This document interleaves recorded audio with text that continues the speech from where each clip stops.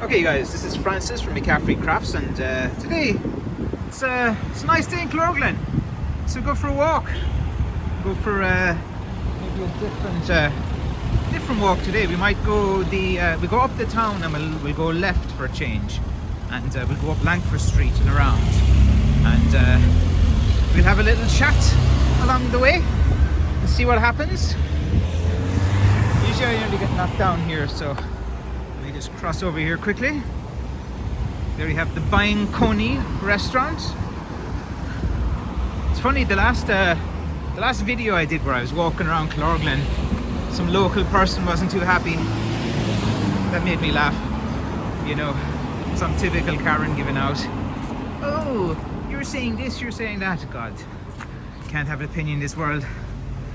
Here is some event that's going to be on soon. Let's have a look. Some new Jackson, I don't know. It's going to be on in there, 10 Bridge Street. We'll see how that goes. One second now. I'm actually carrying way too much today. So we have Mulva Hills Pharmacy. Again, it's open most days. Most things are closed on a Sunday. Today's a Sunday. So if you plan to go travelling around Kerry on a Sunday and you want to see all the sights and the wonderful things, you probably will be a bit disappointed, because a lot of things are quite closed on Sunday. We have that Kingdom place that was done up a few years ago, bought by the Fexico people. So we're up here, the Al Forge, place of clothing. Phillips inside there, good lad. Always there's plenty of good styles and stuff like that, so if you're coming to Killorglin, you don't know what to wear, you can always buy stuff there. Good old chicken zone. Place for rent, Philip's old place. So you want to rent it, it's a building, not a bad location. I think that would be pretty good to do as well. So we'll go up here now and through Lanford Street. Here's the loft. Here is Quinlan's. See, open for a change. It's often closed.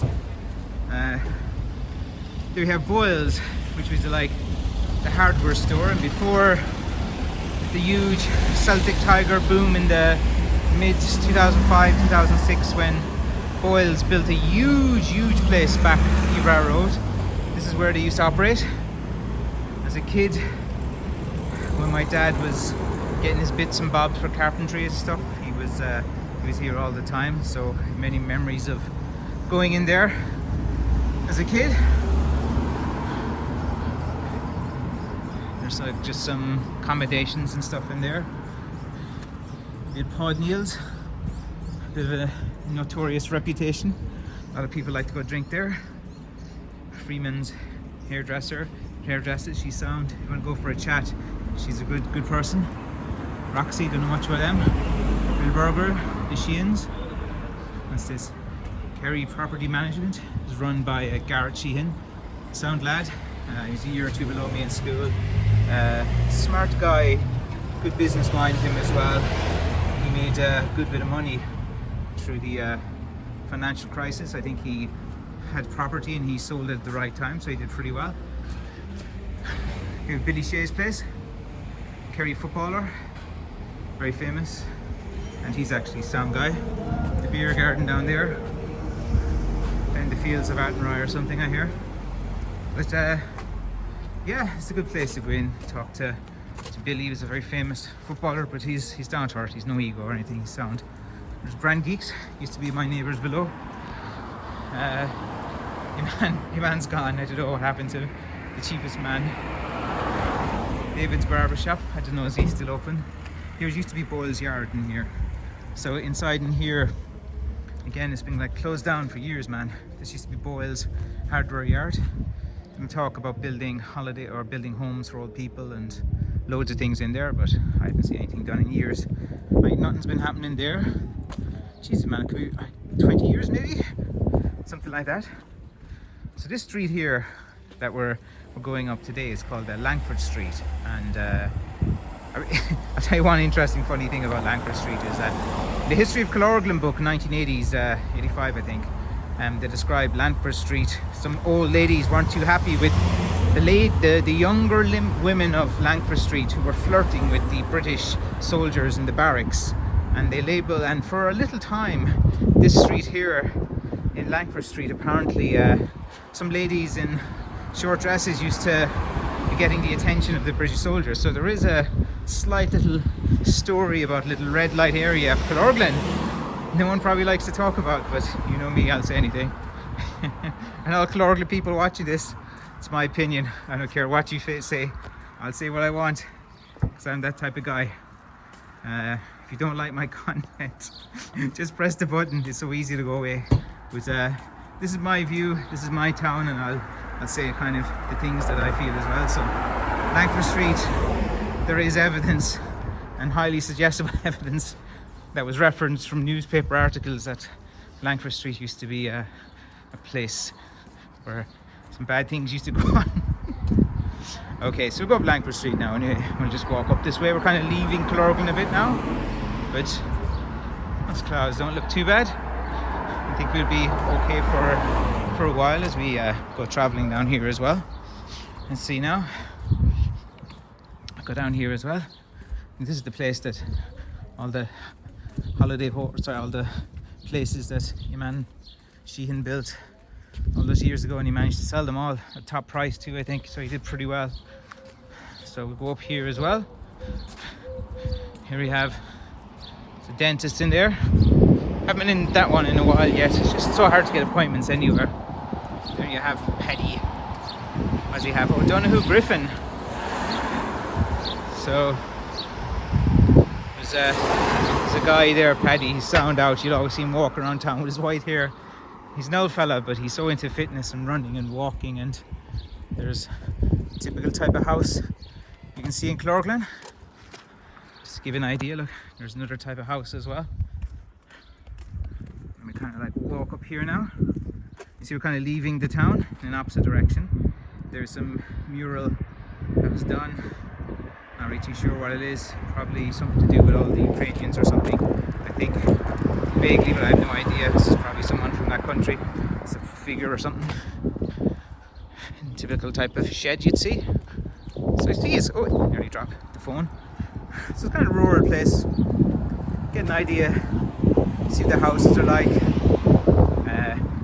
This kind of way now is actually the way up to my dad's house. So I don't go often walk up this way. I usually kind of drive up, but for today we can kind of like just have a look at the video, get you guys a feel for Killorglin, get a few of my thoughts.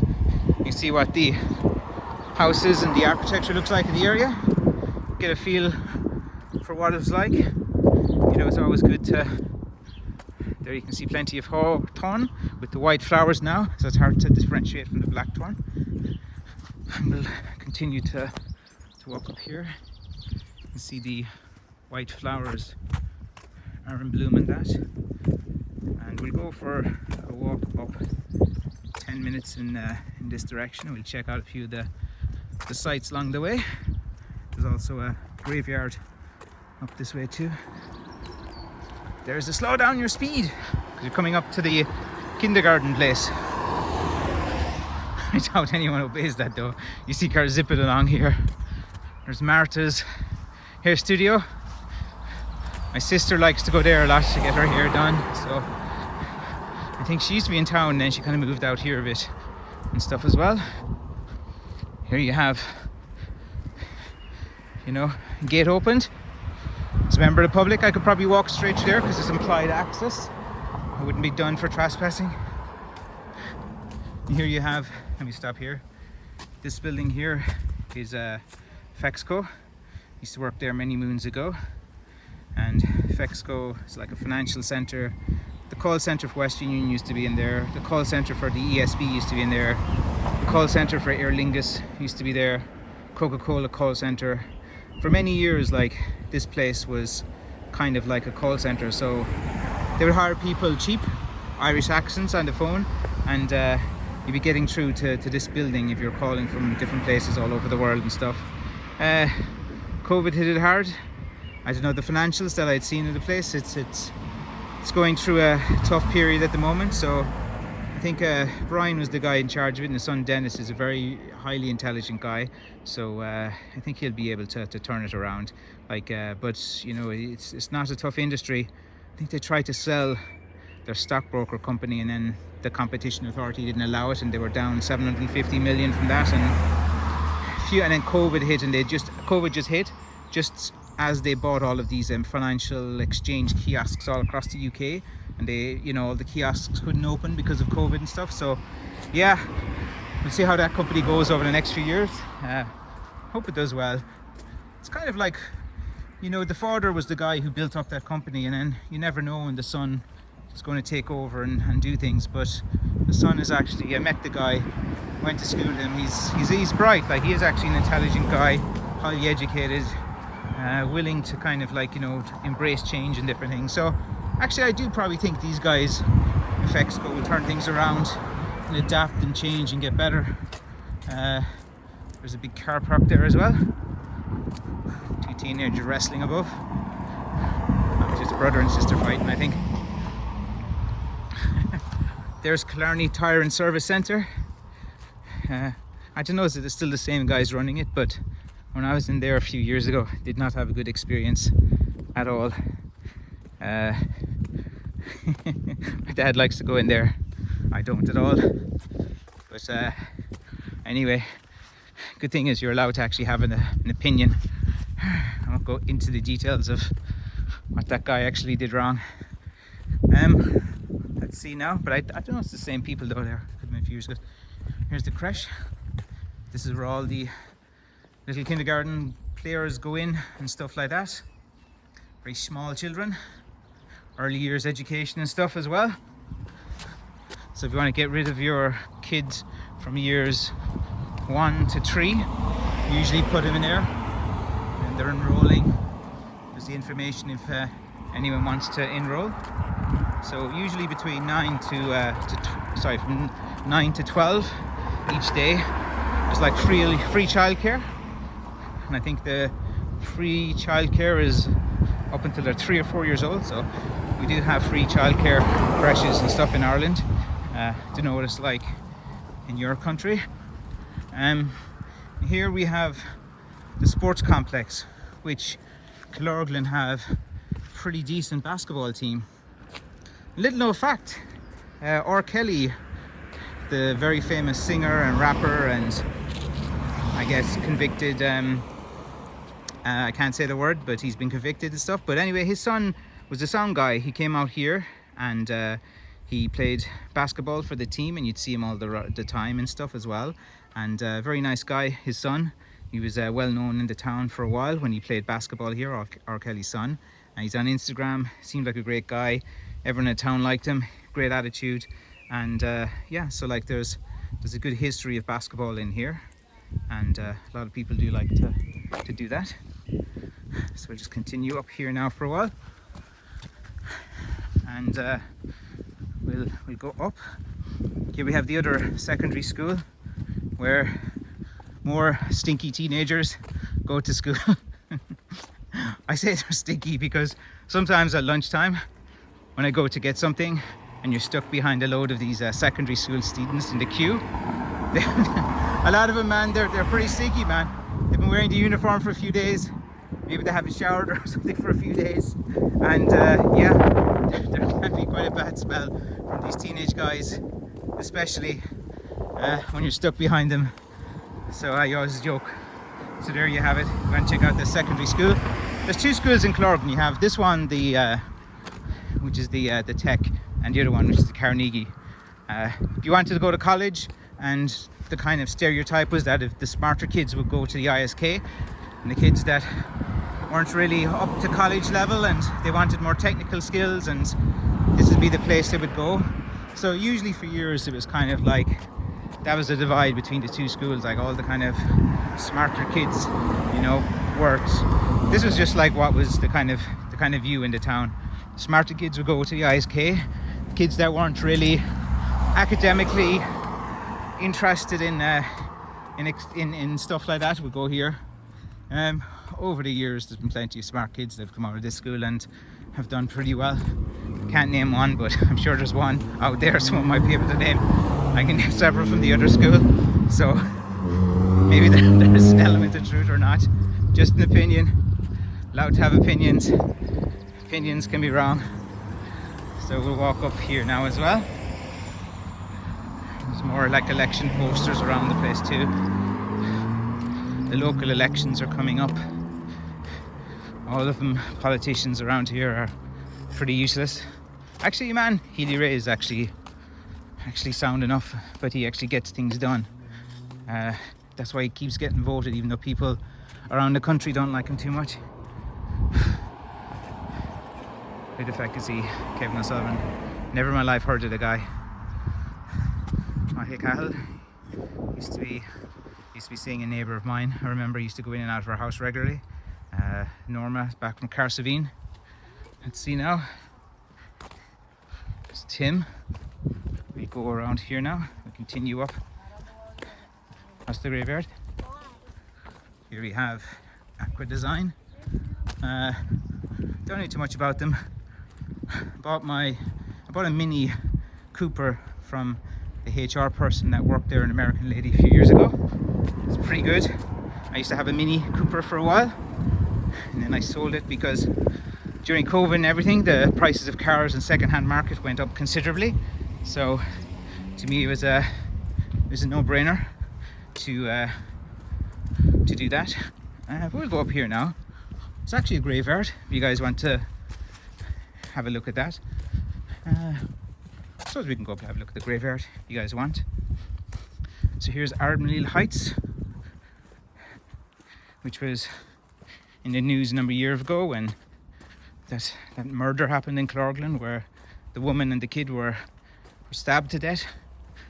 The dude that did it, he was living in here, but they caught him pretty quickly and threw him in prison. I suppose that was one of the most scariest things that happened in the town here. I don't know, maybe 10 years ago or something like that. A bad dude in there with some like online dating with some other lady from Lithuania or Latvia or something, and I didn't know they had something. I didn't know the ins and outs of the court case, but he was staying in the house the third or fourth up with those people that are still there. But yeah, here we have the graveyard. I'll shoot a different video the next day. Might walk up here and make a video of it as well. We'll continue. Kind of in the mood for walking today and seeing a bit. Guess what? You see where all these houses are? You see where all these houses are and everything? There used to be a big field here of blackthorn, and one of my very first huge finds of blackthorn was right here. Dad's house is over there. Across the road, all the blackthorn. So it was kind of like, you know, all the stars aligned for me to start my career as Killorglin's most famous businessman, Killorglin's most renowned.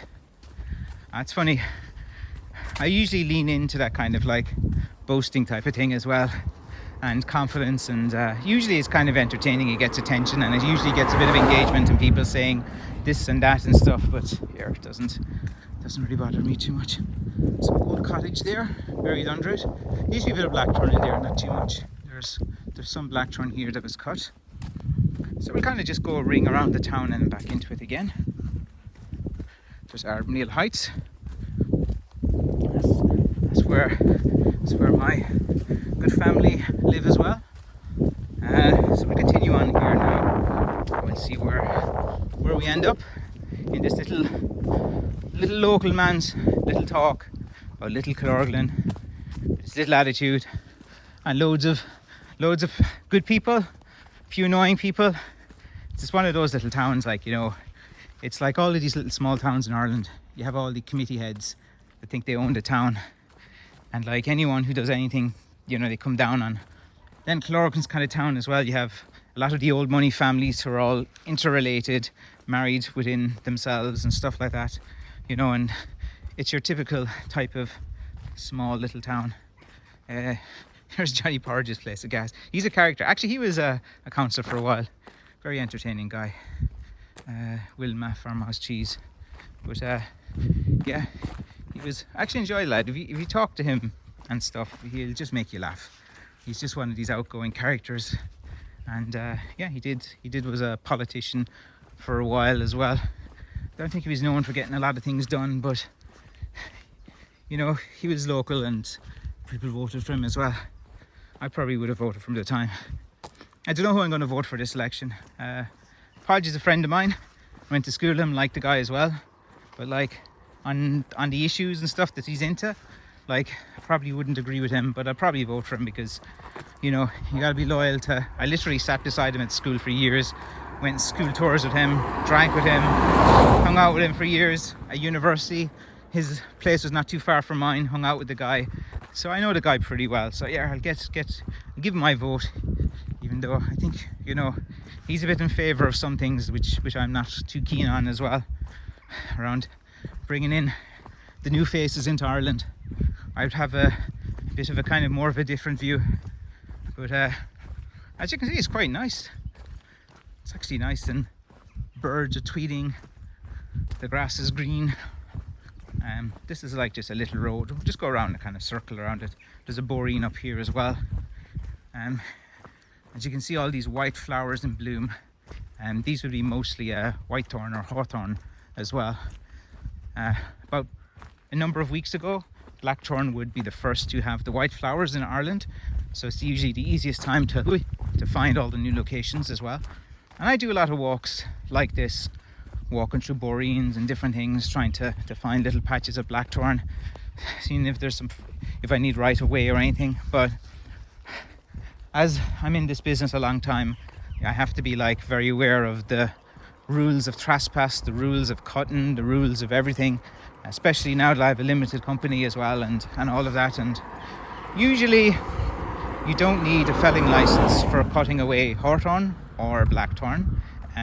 If it's on a public right of way and it's growing out and growing, and if it's outside the property, you know, say the property perimeter, which a lot of blackthorn would be, it would be just actually outside the land that is actually private property. And with this blackthorn, you can cut it during the period from September 1st up until the end of February. Legally, that's it. And always remember, guys, that trespassing, because like many people ask me, like, you know, are you going into people's land cutting blackthorn and different things? You do need permission to enter into private land, but always remember that trespass is a civil matter. It's not a criminal matter. It's only, and like say for example, like you see here, there's no gate, there's no signs telling me to stop. So like just for example here, we'll just watch it careful. So like, you know, say you're walking along, there's an implied, you know, it's implied here that the public can walk in here no problem. There's no gates, there's no signs, there's no nothing. I can walk up there no problem. If someone comes along and asks me to leave, you can leave the property if you are asked to. So if there's an implied walk away into a property, no sign, no gates, nothing that you're jumping over, you can walk in there, you can see what it is, you can do whatever you want. If the owner asks you to leave, you leave, and there's no trespass as well.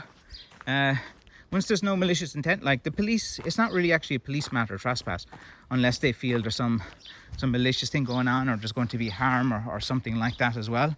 So just remember that, guys, if the popo are calling you and they're coming asking you who are you, what are this, and giving you a bit of stress and stuff, like at the end of the day, it's not a criminal matter, it's a civil matter. It's nothing got to do with the police. The police are only coming there just to make sure that you're not going to hurt or do anything or do any criminal offences, and they should be able to assess that pretty quickly. Here's your typical type of Irish style house. It's a house with a yard and a garden, probably 300,000-400,000. It's the kind of house prices in Killorglin at the moment as well. There's a bit of blackthorn along this road as well, but it's kind of hard to get in and out of, and it's not quite long enough, it's not quite got a handle. So like I've kind of looked through here as well, and there's a bit of blackthorn. So this is kind of like a small enough road. I wouldn't quite call this a boreen, but it's near enough. Like there, that's like whitethorn there. But there is like, a lot of it keep getting cut back all the time. There is a bit of blackthorn here. Look, there's some blackthorn that doesn't have its white flowers yet, which is kind of unusual. So as I was saying, I usually go on a lot of these type of walks, and hopefully you guys can take some value, get an idea of what it's like. Oh, here's the notorious Japanese knotweed. This stuff is like causes problem. Like, you can't get planning permission on your house if this comes onto your land. So you see how this knotweed is here, and there's houses like there and houses there and there. Because now of the knotweed, and if that gets near these houses as well, they can't get planning permission to any building. And for some reason it's hard enough to sell your house once there's Japanese knotweed in the area that's close to it or on your land. So this is an invasive species. It's a lot of people are concerned about it because, you know, it can damage the structure of buildings and roads and different things as well. So that Japanese knotweed is an invasive species, and because the roots go way down and way deep, it's very hard to get rid of it. It keeps growing back and keeps growing and growing. As you can see, there's a huge patch of it here that was not here last year. I've never seen that before, and I come down this road often enough. You don't see too much. Here you go. Like, that is blackthorn, and you see there's like a nice stick there in the middle, but like there's a big ravine and a big dip there. So like there's a nice stick you could kind of make to get into, and there's a handle towards there. But like, as you see, there's like a huge, I know there's a huge hole in there in a swamp, and it's like where all the water and drainage go. So if you like walk in here, oof, you're going down, you're getting stuck, and you could be in a big bit of load of bother. So you got to be careful with safety. So it's hard enough to get to a few of these places. There's a few sticks in there that are kind of maybes, but like, you know, I need to find better patches and stuff. Never risk it for blackthorn. I made a video recently talking about the harsh reality of being a blackthorn stick maker and stuff, and I knew you guys in the community would kind of appreciate my personal journey, talking about a few of the injuries I had and stuff. And I decided, just for a laugh, to just post a video on one of the stick groups that I'm not, you know, that I'm not too in trouble with. So I posted it in one of the stick groups, and 3 or 4 other stick makers like were saying the most nonsensical things ever. Like, one guy who wrote a book, he commented the first comment in, and I talked about like my cancer journey and my injuries and how it's tough being a stick maker, just talking more about me, and just kind of like, you know, I think it's more dangerous to tell people that you're not going to get injured doing woodworking than to be aware that, yeah, it's a strong possibility. The more time you're working with physical labor, things can happen. So anyway, he came in and he goes, "My heart bleeds." And then I kind of said something like, you know, "You should get that looked after." You know, "You should go to a doctor if your heart is bleeding." Just some kind of funny comment. And then he came back and he replied that, you know, I have no skill. Making knob sticks is no skill. There's no skill involved, and that he's a real stick maker because he can carve bird handles, and, you know, he can get these weird pictures of birds and he can carve them into the heads of walking sticks, and he loves walking around with like a little bird head. And of course there's a huge skill in that. It's time consuming. I would argue that there's a tough business model in that type of stick making, because you put a lot of time and effort into it and no one's going to pay. And to be honest, like, having a walking stick with a bird at the top looks a bit weird. A lot of people don't like it. It's a very kind of unique thing that's to have as well, to have some kind of animal head at the top. And if you're a fully grown masculine man and, you know, you have some kind of little bird at the top of your stick, it just looks a bit, I don't know, to me anyway, my opinion, looks a bit weird. But yeah, he had a right go at me, man. Didn't like that I said it was suffering and stuff, and I was like, okay, sure, why not do something like that. And let's see what they're doing. Okay, you never know when someone pulls in beside you on a quiet road what they're up to.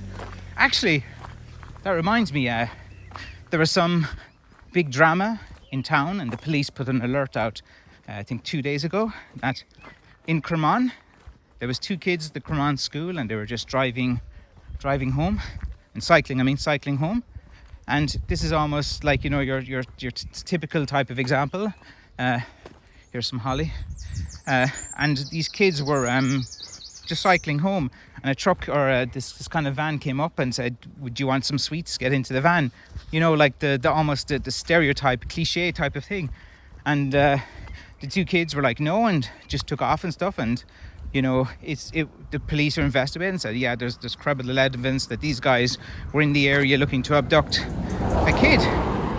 And you know, like some people say that there's hysteria and people are overreacting and all of these different things, but like literally that happened 2 days ago. Just Google Killorglin in the news feed in Google or anywhere, and you see that in 3 or 4 newspapers they have a story running about this attempt of a child abduction, like near Killorglin. So you know, there's weirdos out there, man, like kids and stuff like that, and you know, I think we all share the same opinion about people like that and trying to do things. They deserve to rot in hell, be tortured for an eternity. And you know, I don't really need to talk to too much on a topic like that. I think it's pretty much common sense about what people feel about terrible things like that. Here's the mountain range. The McCaffrey Crafts is the biggest mountain in Ireland. It's quite nice, not too bad. Here's the boreen that I've been walking down, as you guys can see. There's some cloud cover along the way. I don't think there's any rain coming yet. Here's the mountain, and as you can see, like, it's not a bad place, Killorglin. There's a lot of walks and stuff like that. I like Killorglin, it's alright. A few of the people here annoy me. You know, the ones that think they own the town, or the ones they think they know everything, or the social justice warriors and stuff like that, and things like that. You know, all those kind of things. I just think there needs to be a bit of common sense and stuff, and you've all these new fellas that have not even from Killorglin, just moved here in the last few years, and they joined on the committees and stuff, and they're just so annoying. A few of them, not all of course, just a few, but it's always this minority of people that just annoy everyone else. Here we come down here now, just be a bit careful. My family home used to be way up there, up that road about another mile, when I was in my teenage years, boozing and drinking in Killorglin. So walk down here a bit now.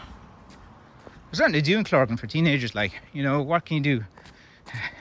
I don't think there's anything wrong with teenagers having a bit of drink here and there and stuff like that. It's the drugs are the annoying one.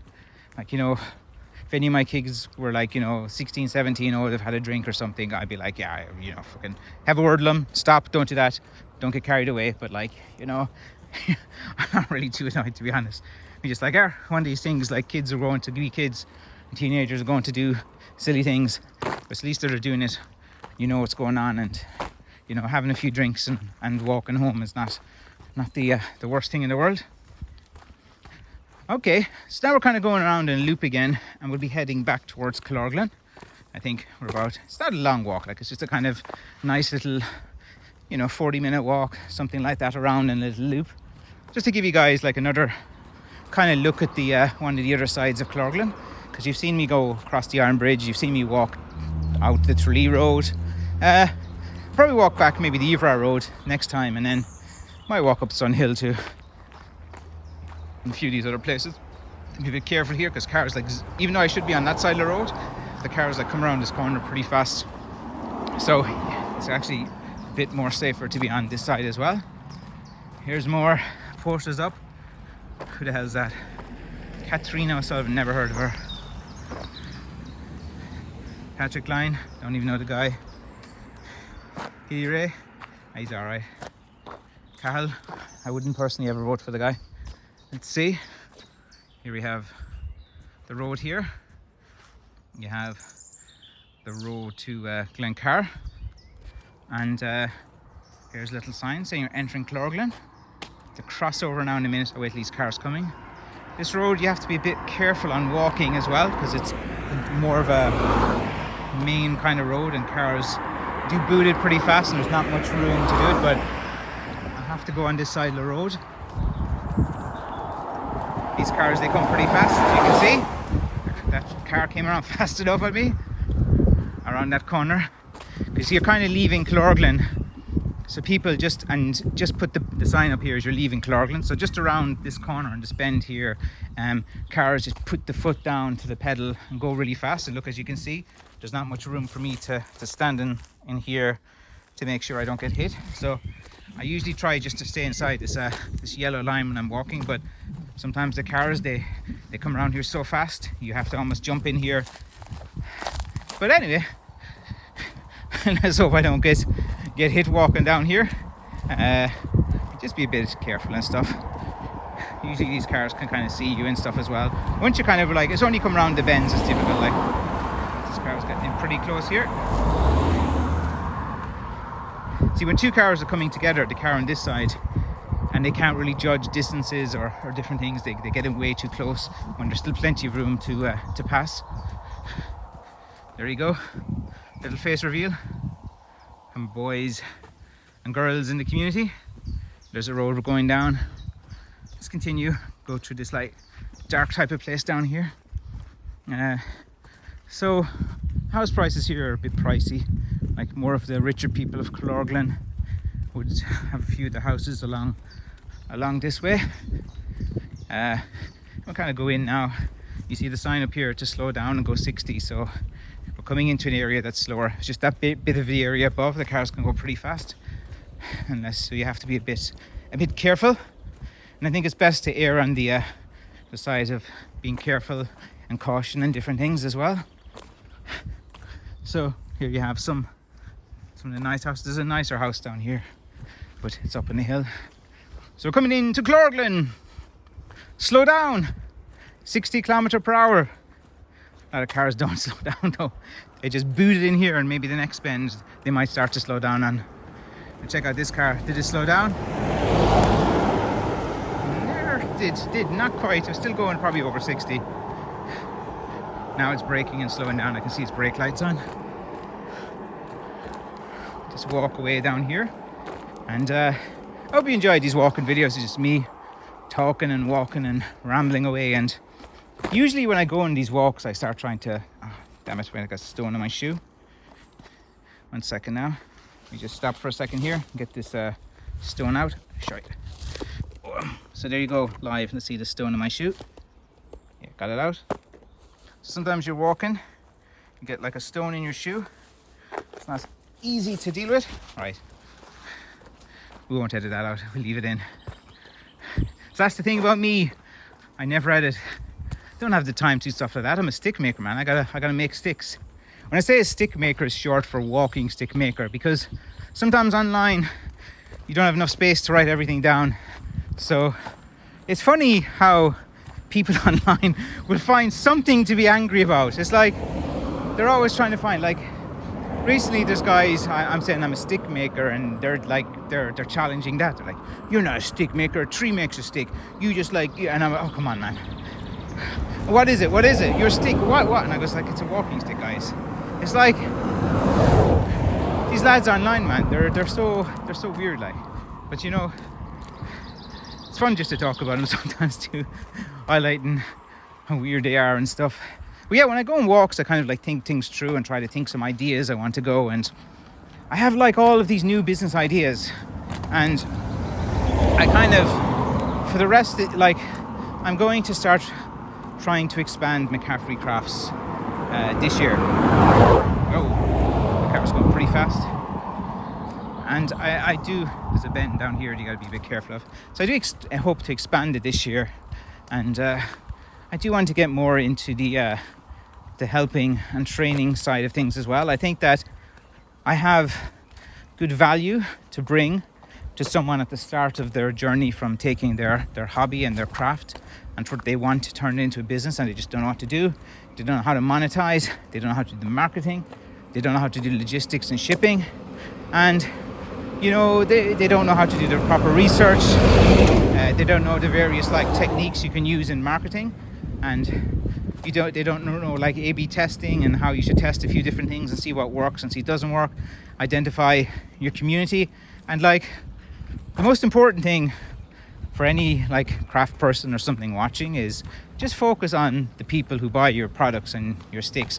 Like all the other guys who are complaining and whinging and saying loads of stuff, like they're not your customers, they're never going to be, and like they never buy your products anyway. So listen to your customers and tell them what they want. The customers, then they want this, they want that, they want these walks. You listen to all of them, you write it down, and you try to like adapt it. lot of guys always ask me to make custom sticks and different things and stuff like that. I try to stay away from like doing custom sticks and stuff. I think it's more time consuming, and most guys, you know, if you want a custom stick and you want that level of attention from a crafts person, you know, you're going to have to pay for it. It's going to have to be a lot more than what I charge usually. And like I prefer doing it just this kind of volume business, trying to make as many sticks as I can each year, working pretty hard. Some guy took offense when I said that. I said I work harder than anyone else in this community, and some guy was like really offended and stuff that, oh, how can McCaffrey or decaffeinated, or they're making loads of coffee references for some reason. That's kind of funny. But they're like, how can McCaffrey say he works harder than anyone else and stuff like that? And like, show me. There's not many people that do what I do 7 days a week non-stop. When I go on holidays, I'm up till 2 and 3 a.m. each night talking to people. I work 7 days a week, and I put in pretty much 14, 18-hour days. At 7 days a week non-stop every day. Today's Sunday, I'm working. Yesterday, Saturday, I was working. Tomorrow's Monday, I'll be working. Like, I worked through the whole weekend. Like, today, it's like probably 5 or 6 o'clock now. I started work at 10. I worked from 10 to 12:30. Then I fed the kids and hung out with them from 12:30 to 2. Did my daddy duties. Told them I was going to work. My mom came around to watch them, so it's good to have someone to watch them when I need to work, and my mom's good like that. She can do a bit of the taking care of them. And then I walked into work. I prepared the 11 orders that came in last night. Then I went down to my basement and I shaped the heads on about 9 sticks. I also straightened 1 stick, and I also picked out about 20 pieces of wood to work on. I also made some video content, and I put it all across my social media. So like, it's a Sunday and it's about 5 or 6 o'clock, and I'm making a video as I walk. I'll go home at 6, sort out everyone with the food, make sure they're doing a bit of study, hang out with the youngest, play with him for a while. He just wants me to watch him on VR and stuff like that. Here, you've got to be careful this bend here. There's not much room and the car comes fast. So this is probably the most dangerous bend here when you are walking down this route. So you got to be a bit careful right here. And then they go to bed about 9:30, 9, 10. Then from about 10 to 2 a.m. I spend most of it online. I have my computer open. I have 2 or 3, actually 1, 2, 3 phones, and I have all my notifications on. And then, just like a fisherman, I sit there with my nice cup of tea, and I'm reading and listening to things, new things, and trying to learn things. And recently I've been spending most of my time doing my taxes, because my tax return is due the 20, I think in a few days next week. So that reminds me, I must do up my car mileage tax thing report. So tonight actually I'll probably be doing, I have about 2 hours more work to do on a taxation thing that I just remembered I forgot to do. I got to write up a monthly mileage about any time in Ireland where you leave the office for more than 5 hours on a business trip, you're entitled to like a paid lunch. So I have to go back through my records and see what day I drove to places, where I drove to, how many kilometers, and I had to do all of that because I forgot to do that each month, because I wasn't on the ball about that thing. So I'll be doing that tonight. So tonight, if I'm lucky, if I go to bed maybe 12 or 1, it's good. But then a lot of people are messaging me from the US around this time, so I usually stay up, talk to them, video talk to a few people. I try to be active in social media. I try to talk on other influencers' pages. I try to join some streams, try to get talking on streams. I gift other streamers in different platforms, just little gift things just to get attention on my brand, because it's a cheaper way to do advertising and stuff. And I spend a lot of time then it's the next day I do the same again. And there's no break, there's no rest, there's no nothing. And you know, this is basically my life. I don't go golfing, I don't go drinking with friends or anything. I just work hard, save up, like to travel. That's just what I am. I like to travel and see places and meet people. I love to talk to people from different countries, from all walks of life. I talk to every different person.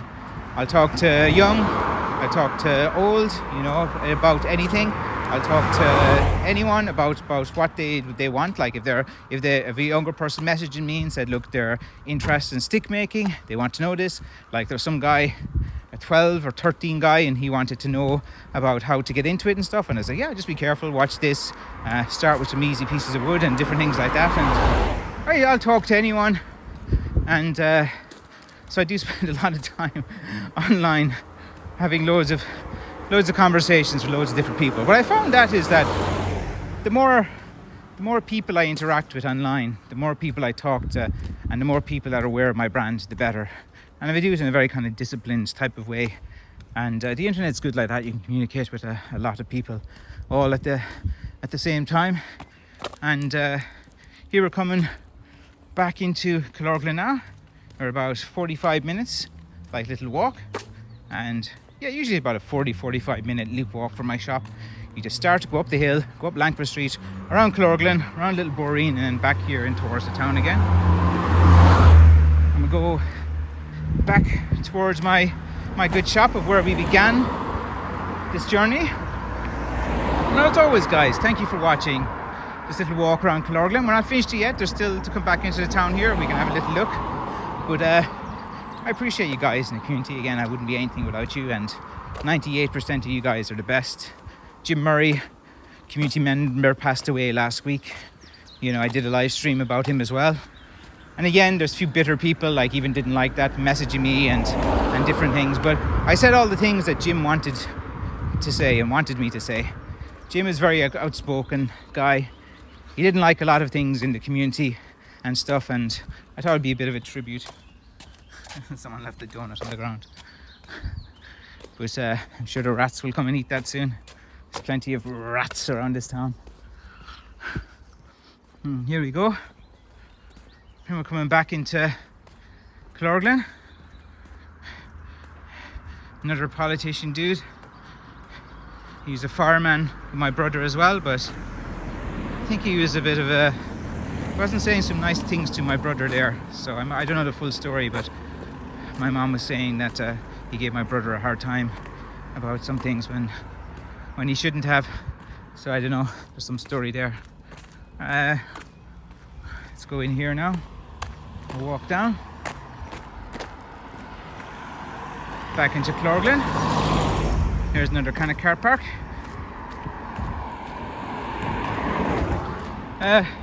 So if you're a tourist and you want to come to my shop, just park at this car park here. There's usually enough spaces in here.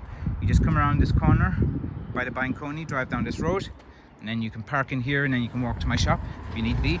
So that's kind of like the best way to go.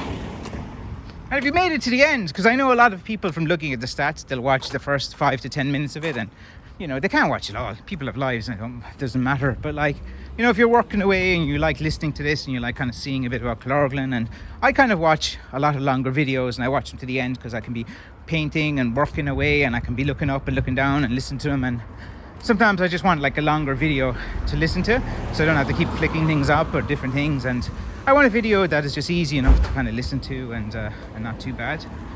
And just making her way now back down towards my shop. And this is a video I hope you guys liked. As soon as I get to my shop now, I'll end in a second. Here's where all the faction fights used to happen in Killorglin all the years ago. Right here, there's a roundabout that no one knows how to use. There's all little car crashes here as well. There's the town. There's the Kaiway DS. There's Joe up in the ladder. And the soundest guys in town too, great guy, neighbour of mine. And okay, and then we just walk down here and we'll finish the video where I started it. So if you want one of my sticks, go to McCaffrey Crafts.com.